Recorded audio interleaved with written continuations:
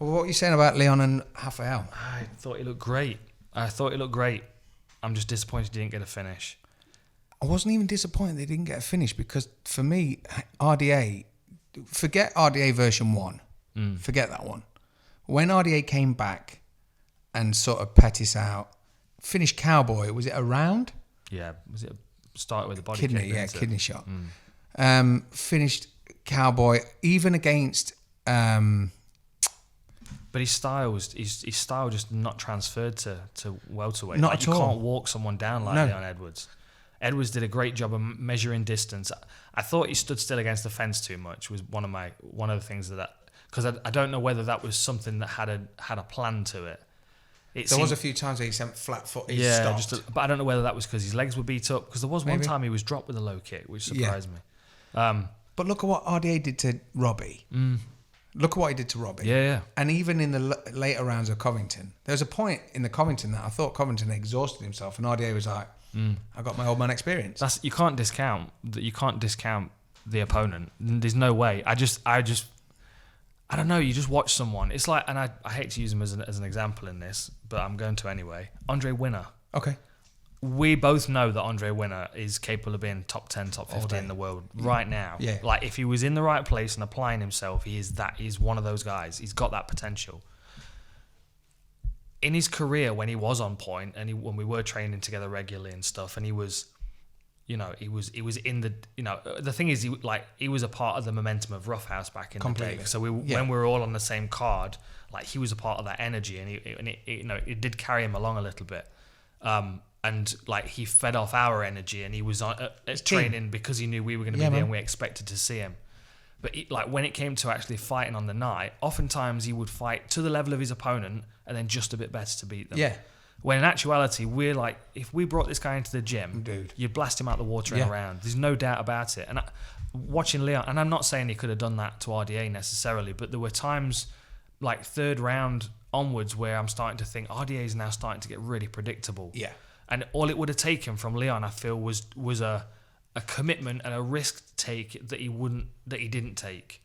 Yeah. Stepping into range a little bit, trusting his guard, trusting his reactions, and landing some hard elbows. His jab was lightning, and anytime they were clinched, he was just throwing that short elbow. Yeah. It was perfect. And the mess of RDA's face at one point, I mean, I think sometimes if your opponent gets asked if they want to continue because you've mashed them up to that point, there's an extra bonus in there. Do you know what I mean? Yeah. Not only for the opponent, but for also the guy that says, yeah, I'll carry on. Because no one ever wants to stop a fight that way. Yeah. But it shows true determination. But for me, it was like, he's fucking beating everyone. Like to beat Gunnar, to beat all Cowboy, Gunnar and RDA. Like he's ripping scalps off other people, but it's at the end. Yeah, you're looking at like 5 rounds, 3 rounds, 5 rounds, 3 rounds, 459 against Peter Sabota, which was a finish. Yeah, but it's last second. Yeah, and when you get to the top of this division, when you get to the top of any division, especially one that's deep like welterweight, you need to do something to set yourself aside. Yeah, and like Masvidal set the bar high with that flying knee. Yeah.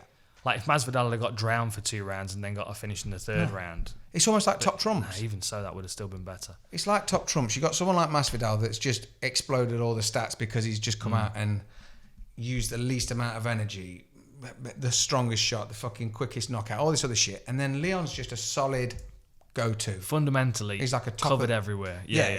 He's a 2 or 3 on your top trumps, but there's a certain area like finishers, none. You lose that card. Do you know what I mean? Whereas, and I'm not saying he's bad in any way, because every time I see it, I just want so much more for him, because he's almost, we were talking again earlier, like a Bisping character. Bisping, you look at who he's fought in the past, like your Dan Millers, or just anyone. That Bisping was never fighting like just the top guys. There's a lot of times that he was propping up other cards, or if they were top guys, they were top guys of their time. And he almost kept getting to the show, but then losing like real close to old champions like Vanderlei or Rashad, or was it Rich Franklin? That was fucking close, man. But yeah, I don't remember. It was close, but he lost to justify that, which I think built a bit of character for his story in Bisping's side.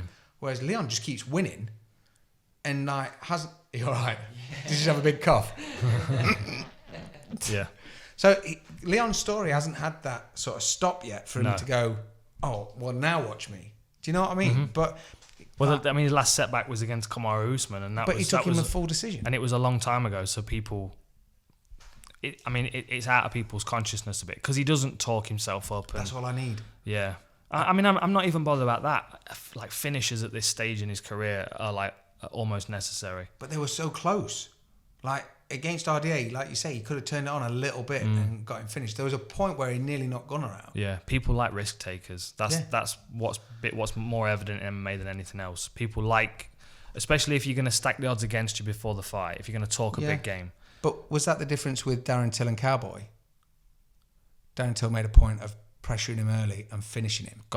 And Leon didn't. Whereas Leon he still looked really good against Cowboy and finished him. And won, but there was no finish. Yeah. Do you know what I mean? I think maybe Leon needs someone that's like more recklessly aggressive. Someone like a Mike Perry to get a finish. I think you're going to get a Ponzinibbio. That'd be a good fight. Yeah, but they're both on massive wins. The thing is, Leon doesn't want to be waiting around. He wants to be back in title shot contention, but it's just the UFC are going to struggle to market him to people because he's not getting these finishes. No. Like you need highlight reel finishes, especially when you're competing for title shots with people like Masvidal. Yeah. And like Covington's not. I don't think he's got a particularly interesting style. It's effective, but just want to see him it's the chat around it. That's why you want to see him fight. So I don't know. He's put himself in an awkward position by not getting a finish, I think. Yeah, I think the Masvidal ship has madly sailed. There was a very brief moment backstage where he had an argument, but it wasn't a big enough of a scuffle. It was more like, oi, smack. Oh. Yeah. Do you know what I mean? As opposed to like John Jones and DC on the presser where they're like, oh, fuck this. Yeah, and I'm going for it. But then the UFC did the right thing by not making the fight anyway. Completely, yeah. The thing is, Masvidal's overly justified as many title shots as he wants, whereas Leon's just proved himself to get another fight as opposed to justify the title shot. Yeah. Anyway. Go on. Congratulations, Leon. One thing I will say is thank you for going for the takedown in the first round because I realised after we'd recorded the War Room that I finished by saying, Leon might take RDA down. And I thought to myself, that's the last thing that's going to be in people's minds when they watch that. And the last thing they're going to think is, dickhead. Mate, no, he ain't. Of course he's not. If they think dickhead, do they normally write it? Well, yeah. The fuck do you know, RD? Straight onto Twitter. But fortunately, he came out in the first round and took him down. So thanks to Leon for not making me look a fool there. There you go. But congratulations on the win. It was a very impressive performance. Way impressive, dude. And I do hope he gets to where he wants to be and gets the fights he wants.